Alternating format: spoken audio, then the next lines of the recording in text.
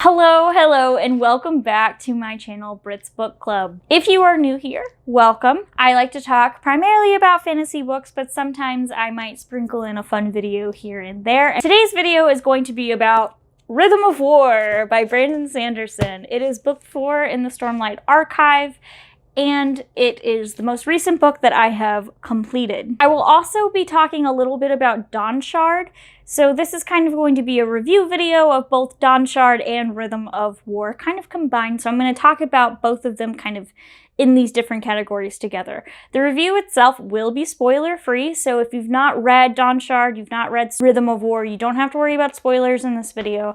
I will say that I'm going to try to also keep it kind of spoiler-free for the entire Stormlight Archive, so that if you haven't started the Stormlight Archive yet, first of all, start it. It's amazing.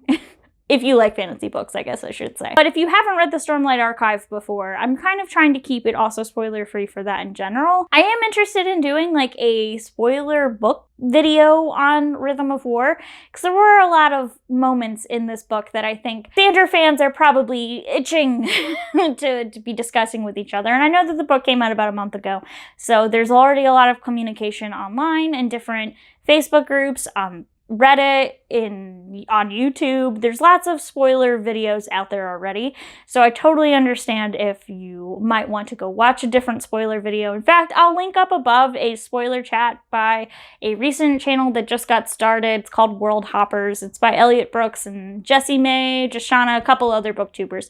Definitely go check out their spoiler chat if you're interested in that, and then I might do one myself, but we'll see. The first thing that we're going to talk about with this book and Dawnshard is the pacing. So first and foremost, if you have read a Sanderson novel before, you probably are familiar with the term Sanderlanche. And I just want to point out first that Rhythm of War kind of does the inverse of a Sanderlanche, kind of. So the book starts out a year after the events of Oathbringer, book 3, and it is very fast-paced in part 1. It gets right into the action, there's lots going on, it picks up immediately, and it kind of keeps you going until you get through part 1 and into part 2. Then the middle chunk of the book, parts 2 through 4, really, is very slow. It feels very slow. And as you're reading it, you're probably getting the indication that this book is a slow-paced book because that middle chunk is slow-paced. I will say that I think that happened because the beginning is so fast-paced. Because the beginning kind of sets you up with the expectation that a lot is going to happen. It's very action-filled. So much is going on. The stakes are high. It makes you feel that middle chunk that is slower paced feels even slower because of that. The pacing felt very similar to Way of Kings, where when I first read Way of Kings, it took me until I got at least a third, maybe halfway through the book before it kind of picked up for me. And so that middle chunk is kind of similar, where when you're first reading the middle chunk, it kind of drags, or it feels like it drags. It feels like the characters are doing the same thing in every chapter, but they're not. And it feels like nothing is happening, but things are happening. So that kind of makes it similar to like Wheel of Time. I run into that frequently with the Wheel of Time books, where I'll read a good 200 pages and be like, wow, nothing happened. These characters literally did nothing. But when I recount it, it actually is like a very long laundry list of things that happened in plot development and world building and all of that. It just, when the characters feel like they're doing the same thing over and over again and the pacing feels really slow, it kind of tricks you into thinking that not a lot happened when stuff did happen. Dawnshard, on the other hand, the pacing for Dawnshard is actually pretty quick. It's a novella, so the pacing kind of has to be quick. It's a tighter story, so you have less page time in order to accomplish what you want to accomplish. So Dawnshard's pacing is a lot better than Rhythm of War, but that's just kind of by nature of what kind of books they are. So next we're going to talk about world building in both books. I will say first that if you have not read either of these books and you're wondering if you should read Dawnshard before you read Rhythm of War, you do not have to. Sanderson specifically wrote both books so that if you read Rhythm of War without reading Dawnshard, it doesn't spoil a whole lot in Dawnshard for you. And you certainly, Rhythm of War is not spoiled by Dawnshard. obviously. My personal recommendation is to read Dawnshard before you read Rhythm of War. If you prefer to wait for audiobooks, that's fine. You don't need to, like I said. But if you can get your hands on an ebook copy and you want to read it before Rhythm of War, it would not hurt. There's very big Cosmere implications in both Dawnshard and Rhythm of War that go down. And if you're not familiar with this, the Cosmere is Sanderson's universe that a lot, but not all of his books kind of fall into. They have this shared universe, different planets, different magic systems, but they're all kind of connected in a way. In Dawnshard, there's a lot of Cosmere stuff that goes down.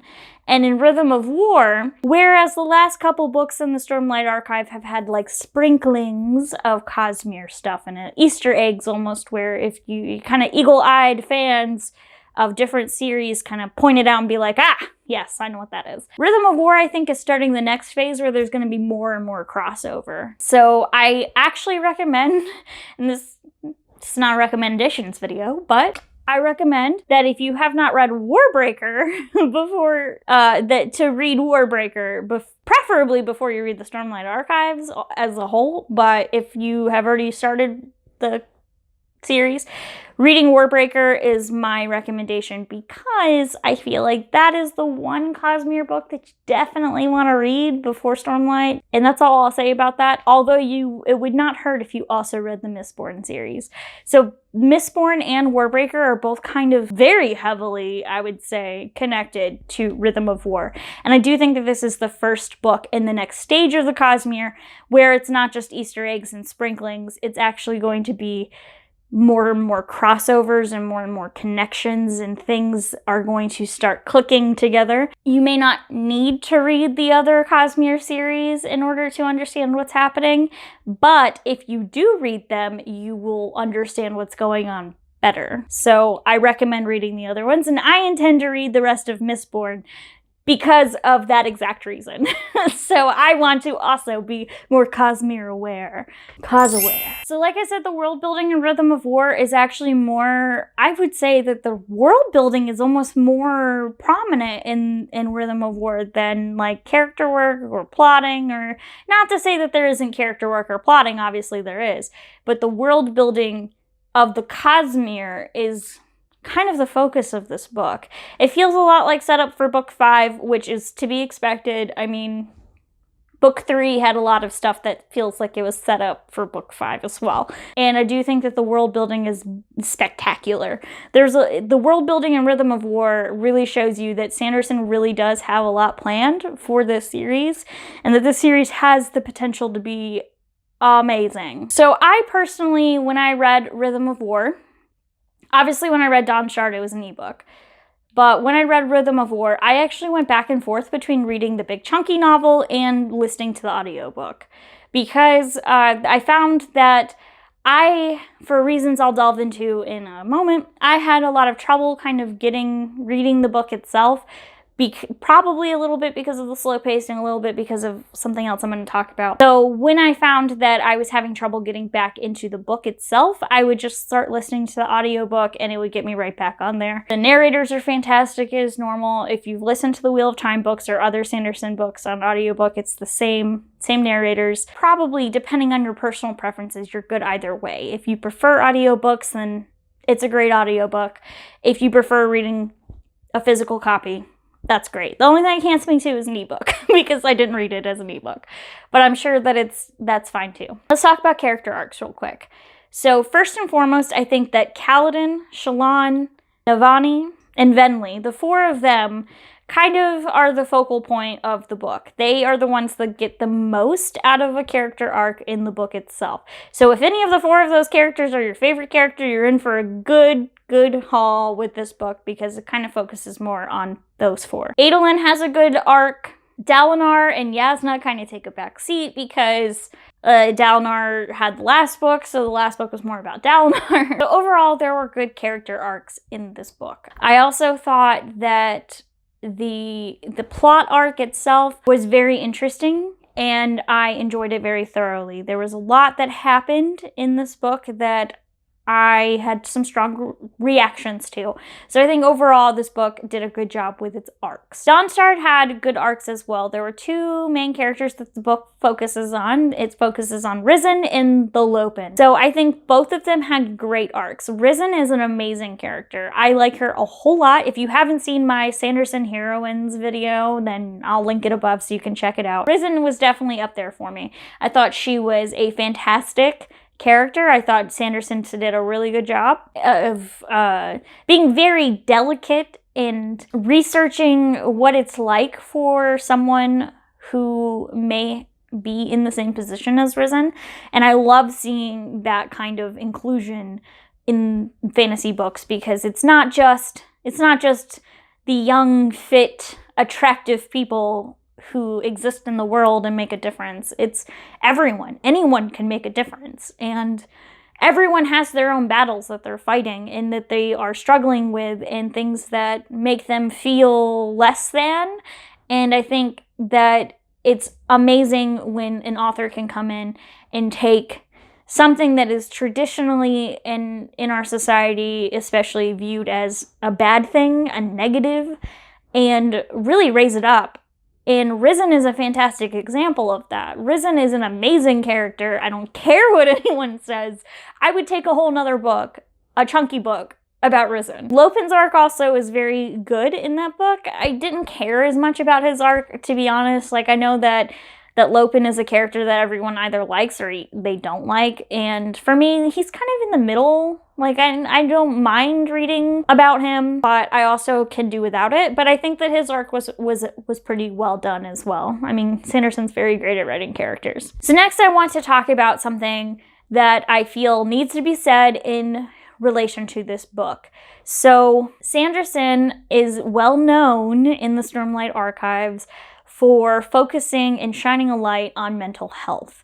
And I think that this is especially prevalent in some of the main characters of the Stormlight Archive, who are known in perfect examples of what certain battles with mental health can look like for some people. So I want to put in the caveat that mental health is one of those things where it kind of manifests differently for each person.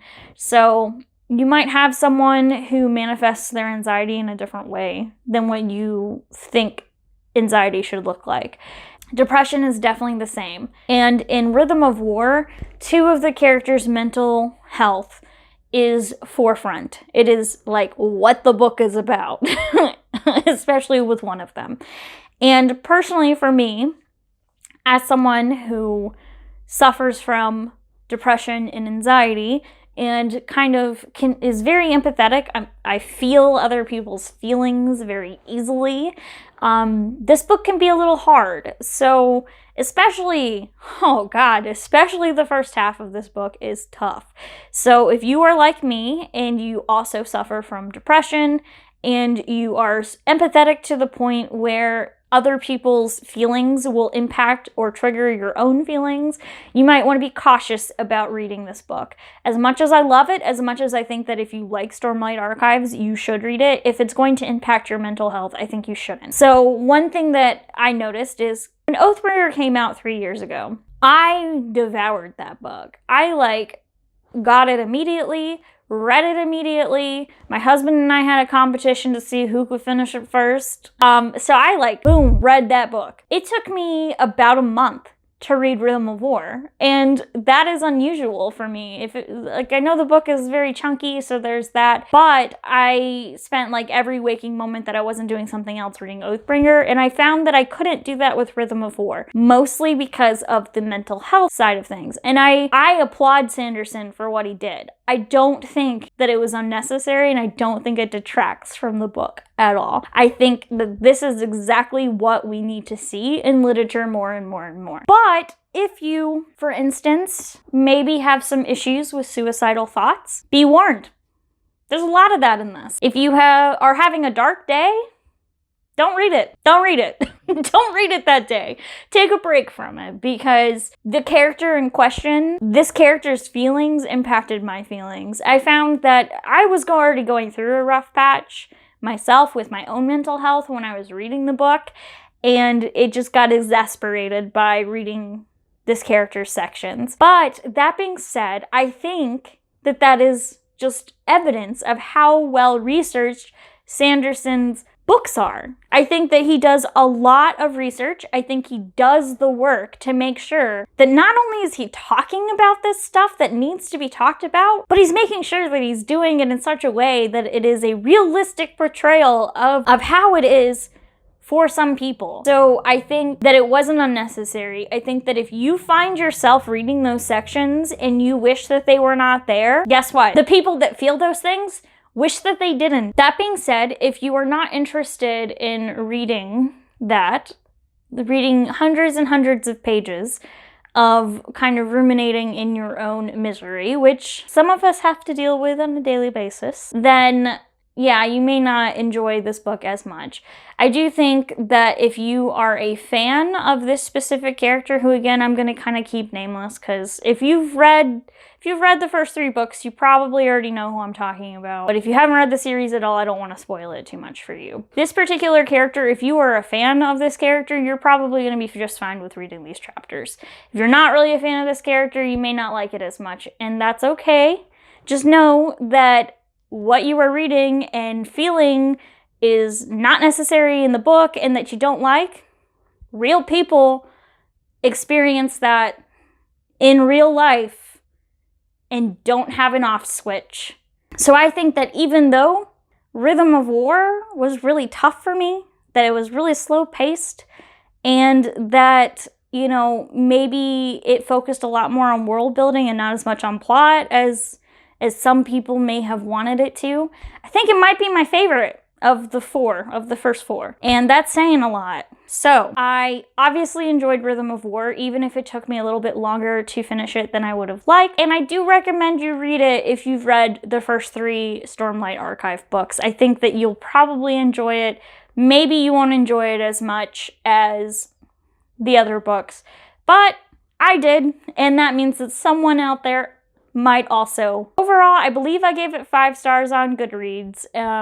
Kind of just 5 stars in general. Usually I do with Stormlight Archive though. Dawnshard is the same. Dawnshard didn't focus as much on mental health though, I will say that.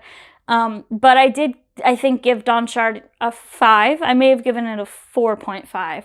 And so I highly recommend reading Dawnshard as well. Even if you're not really into novellas, I think that the novellas are very, very, very good. And so I highly recommend reading both books. So thank you so much. That's the video. If you have already read Rhythm of War, tell me down in the comments what your favorite part was. So if you haven't read Rhythm of War yet, you might want to avoid the comments, although what are you doing on the internet if you haven't read Rhythm of War yet? There's spoilers literally everywhere. Maybe we'll talk some more spoilery stuff about the book in the coming weeks. I do have some predictions for what I think maybe is going to happen in the rest of the series. So I would kind of like to do a predictions video, I think. And my next book that I'm hoping to have a review up for is going to be A Crown of Swords. So book 7 in the Wheel of Time series. We'll see. So thank you again for watching this video.